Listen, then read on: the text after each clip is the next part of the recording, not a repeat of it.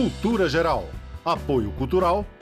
Faculdades Milton Campos. Venha ser referência. Estude com quem já é. Instituto Santa Terezinha. Ensinando com qualidade. Mais de 40 anos de experiência em ensino fundamental.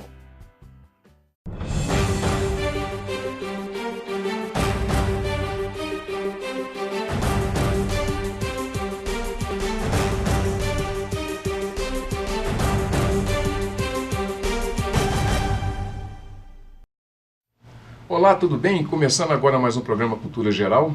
Hoje a gente vai tratar de um assunto muito importante, né? Principalmente no ensino fundamental, na aquisição do saber, que é a religiosidade e o saber. O saber como um saber comum, o saber científico também, a abertura, né, do conhecimento na imaginação da criança ou do adolescente, da pessoa quando ela começa a aprender. Obviamente que o corpo também fala quando a pessoa está aprendendo, e isso é um assunto, às vezes, eu não trato muito como espinhoso não, mas eu acho que é um assunto que gera algum tipo de polêmica. Mas é sempre bom pôr o dedo nessas feridas, porque a sociedade só evolui quando a gente discute as coisas com o coração aberto e com o pensamento crítico, né? Sejam todos bem-vindos. A gente está fazendo hoje o último programa do ano, né? E é um prazer receber aqui. Doutor Bruno, seja muito bem-vindo à Escola Santa Terezinha. É um prazer te receber para a gente tratar desse assunto polêmico, mas necessário, né, doutor? Seja muito... Satisfação é toda minha. Ficamos à disposição sempre. Sandra, mais uma vez, precisa te apresentar, não é? Seja muito bem-vindo, é um prazer, né, a gente poder falar um pouquinho também da mente, trabalhar a mente humana na aquisição do saber. Mais, né? Um pouquinho, né, mais de conhecimento é necessário, né? Aprofundar nesse universo mágico, de certa forma interessante e mágico. A gente sofre um pouquinho. Sofre. O sofrimento mas faz parte, né? Faz parte. Você fala que a emoção é necessária para poder aprender, né? Então sofrer também faz parte da vida. Sem emoção não tem vida. Pois é. Doutor Bruno, é um desafio para a gente trabalhar religião e saber? Esse tema proposto na entrevista é um tema até bem ambicioso. É ambicioso. Você é atrevida, hein? Eventualmente é polêmico, mas na verdade é um tema polêmico, né?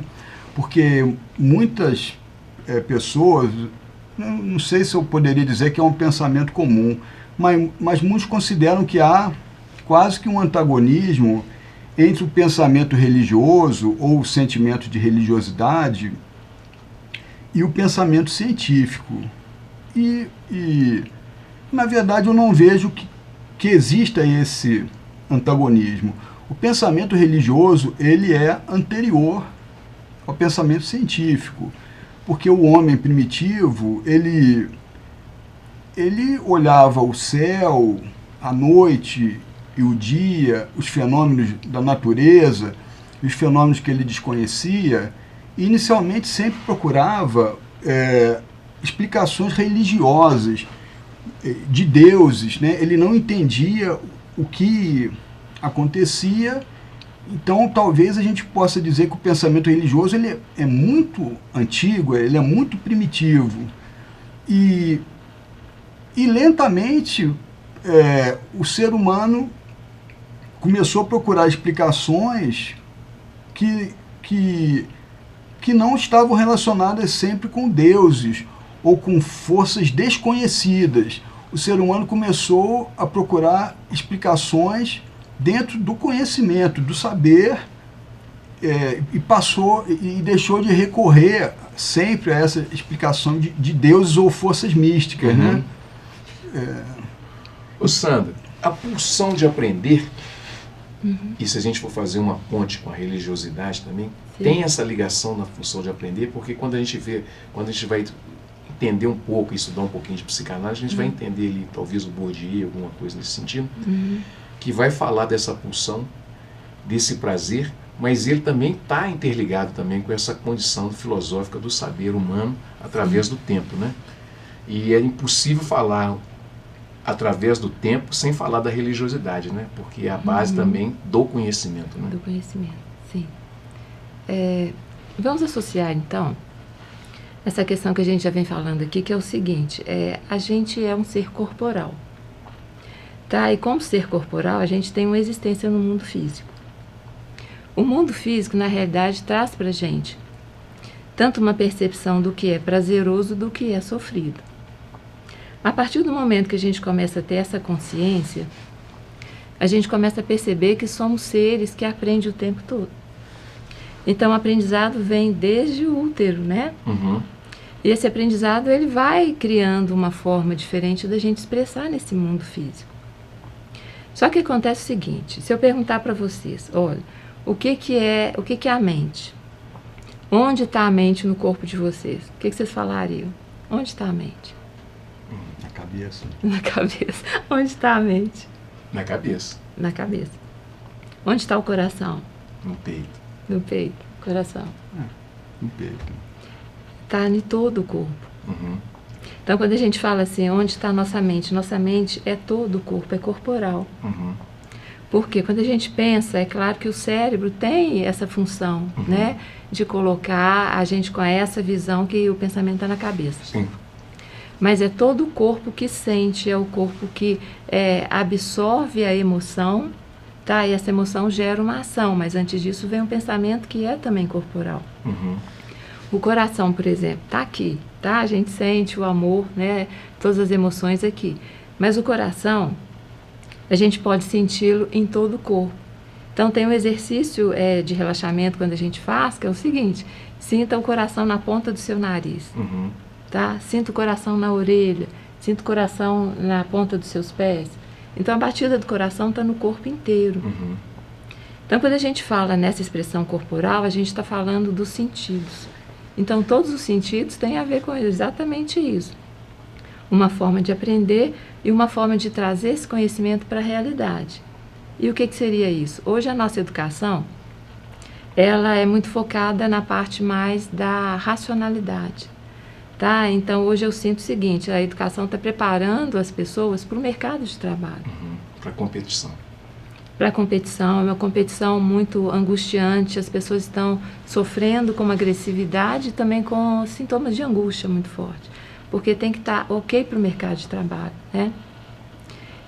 Mas isso é o quê? É a nossa cultura ocidental, tá? Que colocou isso. A visão agora é que seria uma educação mais, eu chamo do saber sensível, porque a gente trabalharia com os sentidos, então trabalharia com tato, visão, audição, como que seria essa expressão corporal. Uhum. E nessa expressão corporal entra a questão da espiritualidade. Por quê? Porque a gente é um ser espiritual, tá? Então a nossa dimensão, ele vem, igual você falou, de uma história, o homem, né, das cavernas, de outros tempos, olhava o universo. Então ele já tinha uma ligação com um ser ancestral. Uhum. E esse ser ancestral trazia exatamente a dimensão de que somos mais do que um ser terreno. Que a gente tem uma ligação muito maior com a espiritualidade, que direciona intuição, percepção, sensações. Por que a existência dos mitos? Uhum. Tá? Os mitos têm uma forma muito interessante de mostrar exatamente isso. A nossa ligação com uma essência e essa essência é transformada. Então, hoje, né, a expectativa é que a educação siga mais um trabalho da sensibilidade, de colocar a criança em contato com os sentidos, com o brincar, né, o saber através do lúdico e do prazer, que volta na pergunta que você fez, né? O instinto de prazer, ele gera um aprendizado muito mais eficaz, porque gera emoções e gera realmente aquilo que vai fazer sentido na vida dela. Sim. Bruno, como que a gente pode enxergar os alunos que vêm ali do prézinho, que entram no primeiro ano, depois ele começa o ensino fundamental, cai dentro da escola com uma visão. O Santa Terezinha, por exemplo, é uma instituição que tem uma base católica, e a filosofia também católica. Então, quando essa criança chega nessa instituição, ela já recebe aquele pensamento, ou pelo menos aquele sentido. Como trabalhar esse despertar dessa criança no desenvolvimento da ciência, do aprender e da religiosidade? Que excelente pergunta que você me faz. Justamente o desafio é esse. desenvolver nessa criança que chega, aos 6 anos, a criança, ela tem, o que ela desenvolveu ali é um raciocínio bem concreto, né? Ela está justamente tomando um conhecimento dos seus sentidos, ela desenvolve um raciocínio concreto. Mas também, como uma escola que trabalha com uma inspiração cristã, a gente também fornece, de alguma maneira, valores cristãos, né? Uhum. Mais do que católica propriamente dita, crianças de idade muito tenra, o que se pode trabalhar é com valores cristãos, valores de solidariedade, de afeto, de amor, né? Uhum. A doutrinação especificamente católica, eu acho que isso se faz numa idade um pouco mais avançada. Uhum. Importante nessa idade é trabalhar com os pequeninos a solidariedade, o amor ao próximo, uhum. né? o abraçar, o querer bem, uhum. fazer eles intuírem o que é errado, que bater é errado, uhum. né? Que pegar uma coisa que é de outros sem autorização é errado, etc. E também, de uma maneira delicada, é preciso desenvolver o pensamento científico através de experimentos simples, uhum. né? Que as crianças podem realizar. Lá no Instituto Santa Terezinha, nós temos, tanto para o Fundamental 1 como para o Fundamental 2 também, uma coisa que nós chamamos de Feira do Conhecimento, em que ali, através de experimentos muito rudimentares, coisas muito simples, né? Na maioria das vezes de uma maneira lúdica, né? A gente tenta introduzir questões que vão ajudar a formar um pensamento científico. Então, como eu coloquei, é algo compatível, né? A gente desenvolver o saber, o conhecimento dos sentidos também, esse sentimento de espiritualidade. A sua visão é muito interessante. Eu acho que é completamente compatível. No entanto, a gente vê muito esse discurso de antagonismo que não existe. Não é necessário que o cientista necessariamente seja ateu. Isso não tem que ser dessa forma. As pessoas podem desenvolver alto saber científico e serem pessoas altamente ligadas a Deus, né? Cada uma com a sua religiosidade. Realmente eu não vejo. Inclusive, o próprio desenvolvimento da ciência, nós sabemos, as primeiras universidades na Idade Média eram universidades que trabalhavam sob o amparo da Igreja Católica. Então, a própria Igreja Católica foi amplamente responsável pelo desenvolvimento da ciência nos seus primórdios, né? Doutora Sandra, como que a escola pode contribuir na formação do conhecimento na criança, né? Que está começando a aprender, né? E nessa modernidade tão voraz, tão rápida, né? Hoje você tem informação customizada, você tem tudo o tempo todo, muito rápido e ao mesmo tempo consumindo pouco os conteúdos que são mais importantes. Então, como que a escola pode contribuir nesse aspecto psicológico para que a criança aproveite o máximo possível daquilo que lhe é oferecido com qualidade? Tá. Bom, a questão é a seguinte, vou pegar um gancho, tá, no que você falou, porque o conhecimento científico, né, se a gente for pensar, é trazer uma consciência do que existe, mas que tem que ser provado dentro dessa realidade prática, né? Então, olha, curiosidade já leva a um conhecimento científico, né? A questão da descoberta, a motivação, o querer entender as coisas e querer entender esse mundo. Então, a criança, na realidade, ela já vem preparada justamente para ter um universo e descobrir esse universo. Então, olha, no brincar, ela pode ter uma forma de conhecer mais da realidade dela. Ao tocar um instrumento musical, ela também pega uma realidade que é transformar dons, talentos. Então, estou falando o seguinte, a descoberta, ela vem através de uma necessidade interior. Essa necessidade ela pode ser criada e estimulada pelos professores, pela escola, porque o saber está ligado ao seguinte: a criança ela traz uma realidade dela para a escola, e até que ponto essa escola está integrada na vida familiar dessa criança. E a partir do momento que a escola tem essa consciência que é um ser que está chegando com uma visão de vida, com uma visão de uma experiência e leva isso para a escola começa a perceber que cada ser é diferenciado. E aí começa exatamente a extensão do saber. Por quê? Porque vai trabalhar diferente com aquilo que a criança ela já tem uma tendência a desenvolver. Então, por isso que os sentidos são importantes. Tem pessoas que vão ser mais auditivas, então elas vão aprender muito mais fácil ouvindo, né? O saber virá através desse sentido. Eu sou assim. Pois é. Outras são mais visuais. Isso é tão interessante, como há divergências. Eu fui professor universitário durante 14 anos, como há divergências nesse sentido, como às vezes é importante verbalizar ou fazer o gesto, né? Algumas pessoas querem que você faça uma encenação e elas entendem melhor através da encenação. Para outros basta a audição, para outros a visão... Tem que concentrar ali, né? A audição tem que estar concentrado ali. Então, essa história dos sentidos, a gente tem que ter um cuidado e uma atenção especial, porque é isso que vai fazer a diferença.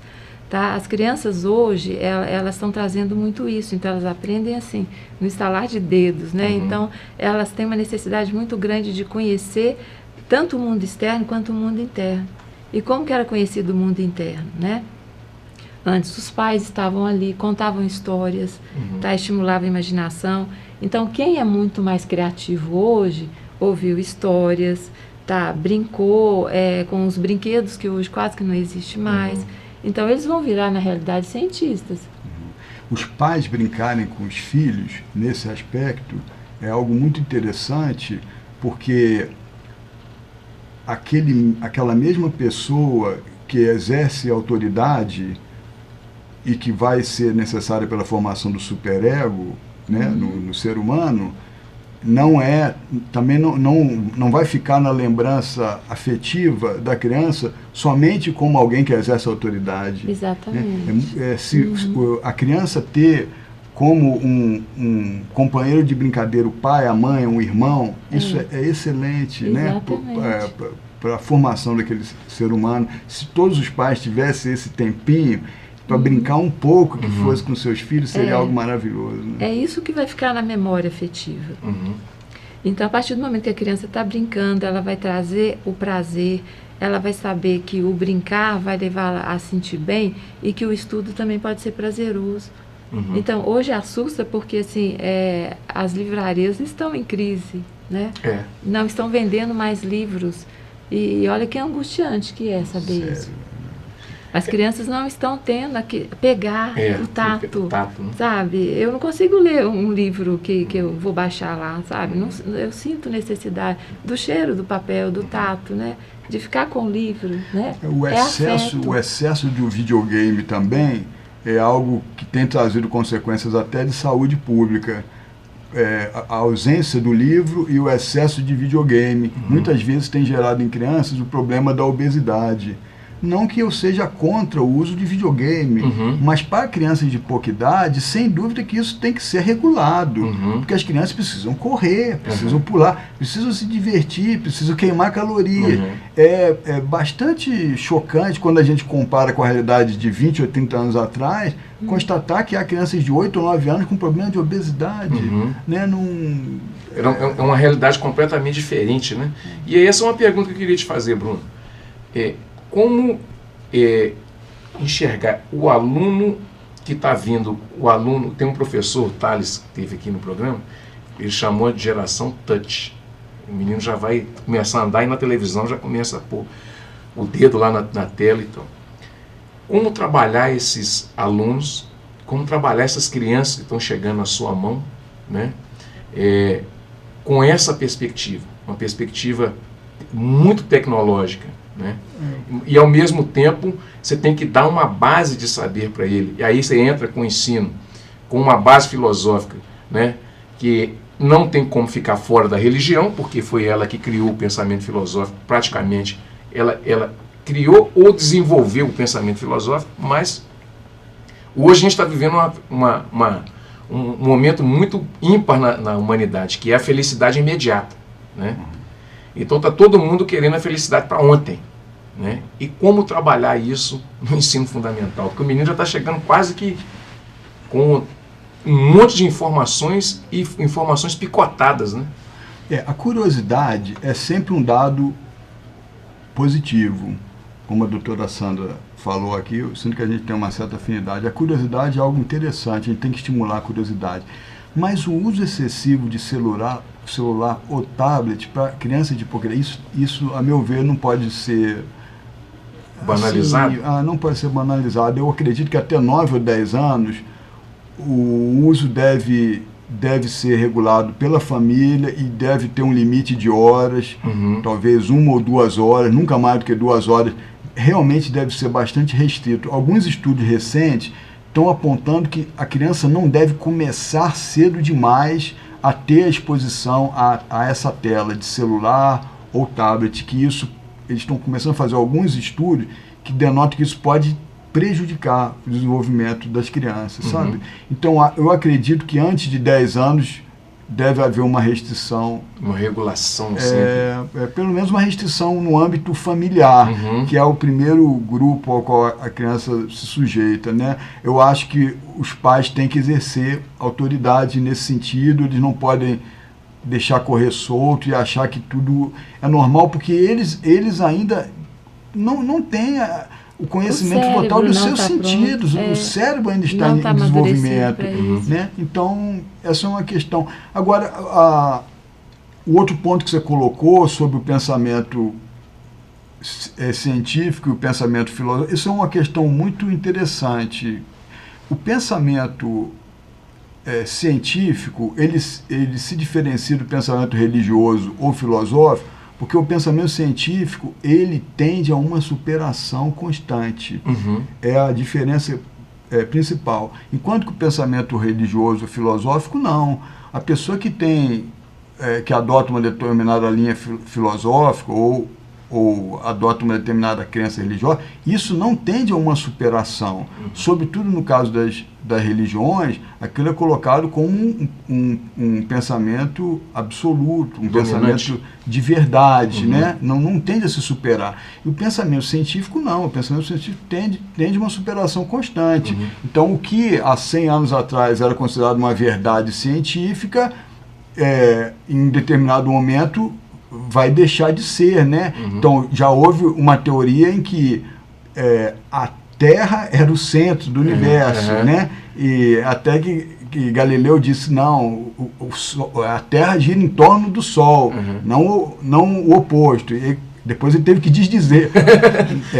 Mas era verdade, né? Então, sempre que alguma instituição também tende a querer ter o domínio de todo o conhecimento ou misturar demais verdades filosóficas ou religiosas com verdades científicas, isso pode dar problema, né? Mas são duas categorias de conhecimento de fato bastante diferentes, né?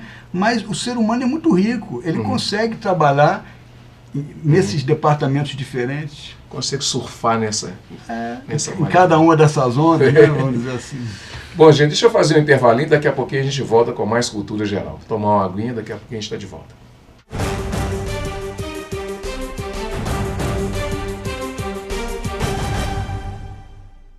Cultura Geral. Apoio Cultural.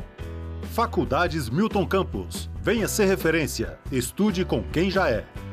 Instituto Santa Terezinha, ensinando com qualidade.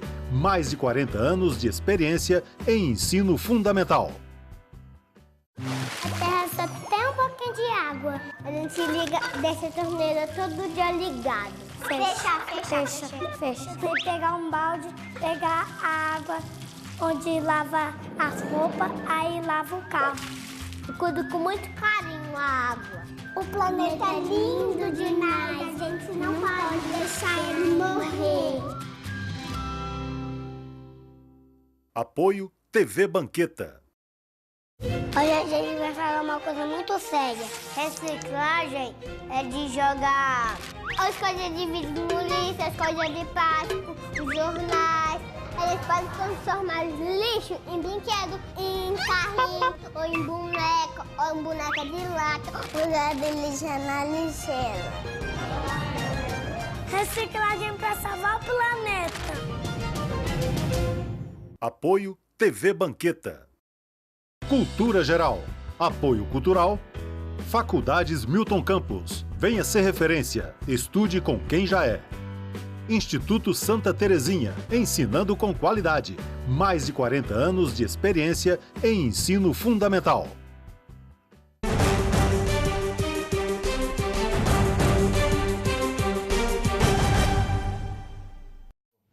Bom, de volta com Cultura Geral, vou fazer uma pergunta para os dois. Nós vamos ter que trabalhar e desenvolver o limite da ética na ciência e também na aquisição do saber. Vamos começar com a Cissana. Como é que a gente vai trabalhar esse limite aí para esses meninos que estão chegando, essa geração touch? Vou usar esse termo aqui, vou usar essa. Como é que a gente vai trabalhar esse limite, assim, pensando psicanaliticamente, como é que a gente trabalha esse limite e aí essa pergunta vai ter que emendar com o Bruno também, que vai ter que envolver muito a família nisso aí. A instituição, a escola tem muita responsabilidade nisso, né? Em trazer a família para perto do aluno também. Né? Sim. Bom, realmente as perguntas minhas dão uma tese de doutorado, dão uma tese, né? Eu sempre falo isso. Né? É desafiador. Porque, olha, se a gente for pensar na ética, tá? A criança, na realidade, ela desenvolve comportamento baseado em exemplos. Né? E o exemplo vem realmente de casa no primeiro momento. Então, a ética não é o que é certo ou o que é errado, a princípio, né? A ética tem a ver com um conjunto de coisas, porque o que é certo para mim pode ser errado para você, e vice-versa, né? Então, a ética é aquilo onde a vida pode ser preservada da melhor forma, onde não se vai agredir a outra pessoa, onde não vai se violar, né? Alguns princípios. E essa ética, ela tem que ter um foco, principalmente se a gente resgatar na história do ser humano, que ele foi evoluindo a partir do momento que ele começou a criar bases para dar estrutura, para que ele pudesse passar para outros patamares em termos, né, de conquistas. Então não adianta, por exemplo, conquistar alguma questão em relação à genética, tá? Sendo que isso às vezes vai contra princípios que podem ser religiosos, né, que podem ser morais, que vai trazer consequências para o futuro que ainda nem se sabe. Uma pesquisa, recentemente teve isso, né, um cientista pesquisou e... O chinês, né? Foi o chinês. Foi um chinês, esqueci. Também não tem jeito de falar o nome dele, eu não consigo. Não.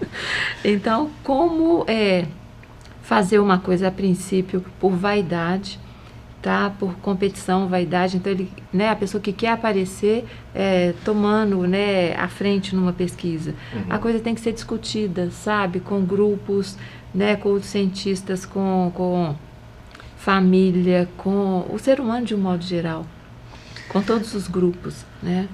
Pegando o gancho aqui, né, essa questão talvez seja a questão do século XXI. Essa é a maior questão. O conhecimento ele está se desenvolvendo de uma maneira tão rápida e nós hoje trabalhamos em áreas tão sensíveis que a sociedade vai ter que regular e colocar limites, né? A questão da manipulação do DNA em embriões humanos, essa é uma questão a mais atual que existe, né?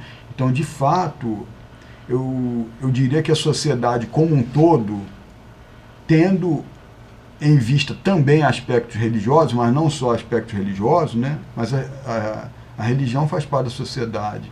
Então, questões éticas e religiosas devem regular o desenvolvimento do pensamento científico, principalmente na área da manipulação do genoma humano.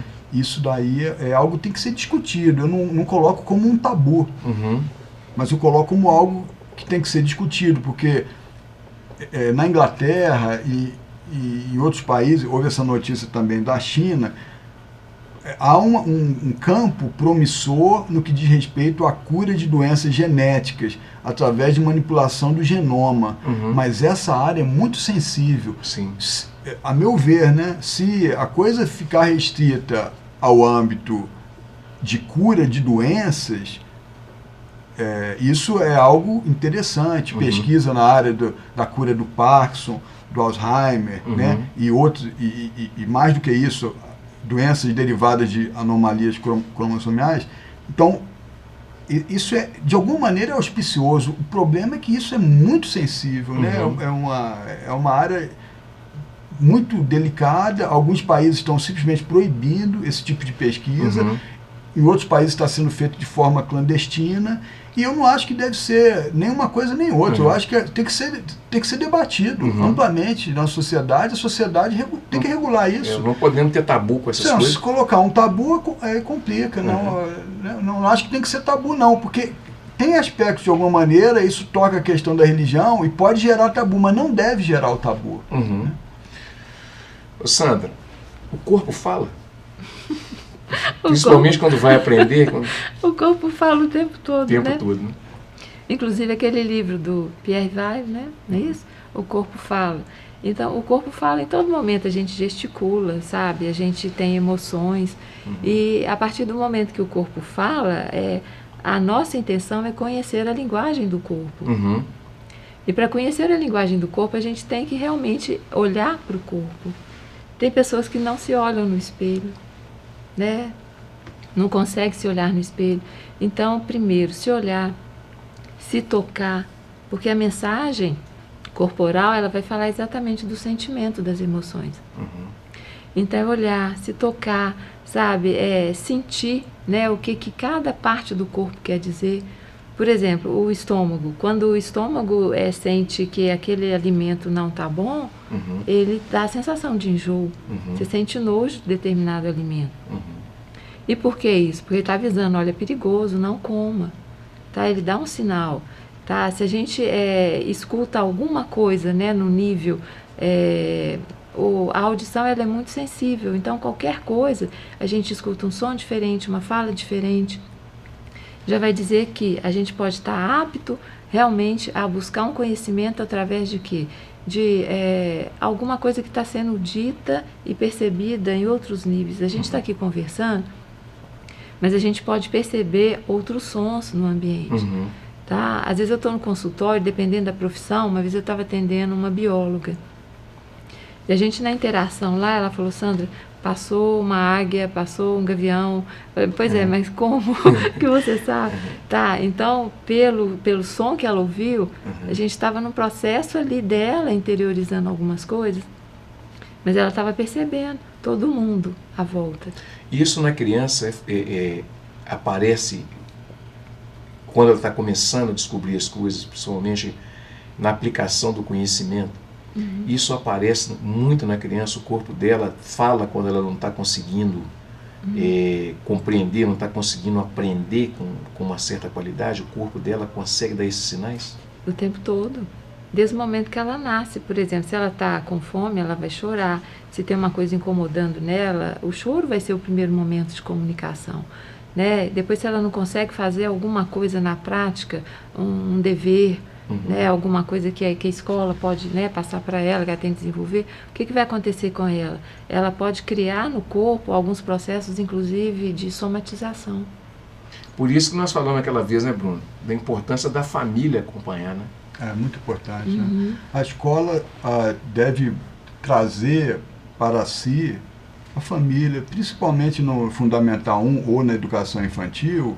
Isso é muito relevante. Essa questão da comunicação da criança pelo choro é muito comum entre mães, que as mães distinguam o tipo de choro, que para um homem é muito difícil, mas o tipo de choro que é de fome, o tipo de choro que é de dor, ou o tipo de choro que então tem algo também de ser humano, alguma coisa ancestral, de milhões de anos, que faz as mães distinguir o tipo de choro, o que a criança quer dizer com o tipo de choro, o que para um homem seria algo extraordinariamente sofisticado, né? Tá, por certo que nós temos outras habilidades, mas essa fica restrito ao sexo feminino, né? Eu acho notável, né? Ô Bruno, vou te provocar. Você pediu para eu te provocar, eu vou te provocar. No século passado, qual foi a maior... O que você pode nos dizer assim, de uma evolução tecnológica e talvez a maior descoberta ético-científica que você pode ter como referência? Assim? O século XX, ele foi brindado com uma enorme quantidade de descobertas científicas de alta relevância, né? Mas talvez pelo seu alcance eu distinguiria a descoberta da penicilina, porque a quantidade de vidas humanas que foram salvas pela descoberta da penicilina, que foi o primeiro antibiótico, é de centenas de milhões, quer dizer, dezenas de milhões ou centenas de milhões, até chegar nos antibióticos de segunda geração.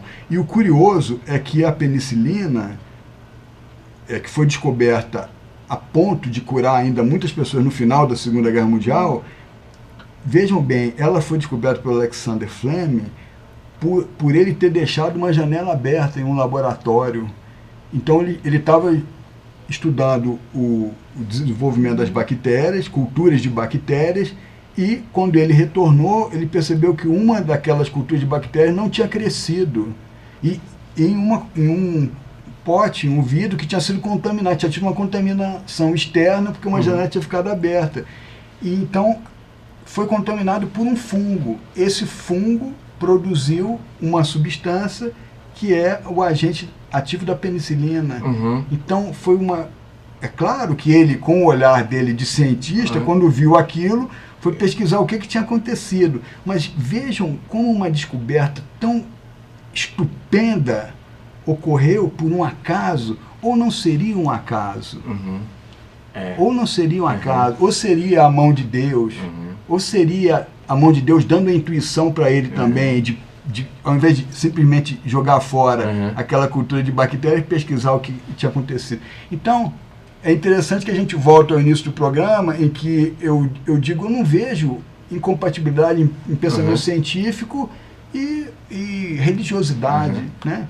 Agora, essa descoberta é uma descoberta monumental, é emocionante, é vibrante, quando a gente percebe a quantidade de milhões de vidas que foram salvas por essa pessoa, né? E por essa coincidência. E uma pessoa sensível, né? Uma pessoa que usou o potencial dela, o talento dela, da sensibilidade com o olhar científico, sensibilidade, a intuição, mas um olhar de mudança, né? Uma sensibilidade muito rica nesse sentido. Isso é um aviso para as mães e para os pais observar mais as crianças? Sim. E incentivar a se olhar no espelho também? Se olhar no espelho, se tocar, sabe? As suas vocações individuais podem ser muito diferentes de uma criança para outra. Por exemplo, a hora do banho, contato com a água, ela aflora a intuição, meus melhores pensamentos e solução de problema. É na hora que eu estou no banho. Então, assim, o tempo todo o corpo está te dando dicas e falando assim, me escuta mais, me percebe mais, né? Me olhe mais. O caminho está esse, o coração não pode endurecer. Bom, gente, chegamos ao final do programa Cultura Geral. O programa bom é assim mesmo, passa igual um foguete, né? Muito obrigado. Até ano que vem, se Deus quiser. Feliz Natal para todo mundo, feliz Ano Novo. É o desejo aqui do Cultura Geral, meu desejo, desejo das pessoas que fazem o Cultura Geral junto comigo, o Jorginho que está aqui atrás, o Alessandro que está lá dentro que puxa a minha orelha, o Eli, o Fred, né, essa turma toda, todos os colaboradores do Cultura Geral, Santa Terezinha, da Faculdade Milton Campos, doutora Sandra que está sempre vindo aqui ao programa, nos brindando com essa presença maravilhosa, né? Doutor Bruno também, que virou um amigo aqui, antes meu e depois um amigo meu e da casa também. Um grande abraço, deixo um abraço fraterno a todo mundo e ano que vem, dia 28 de janeiro, a gente está de volta aí com Cultura Geral.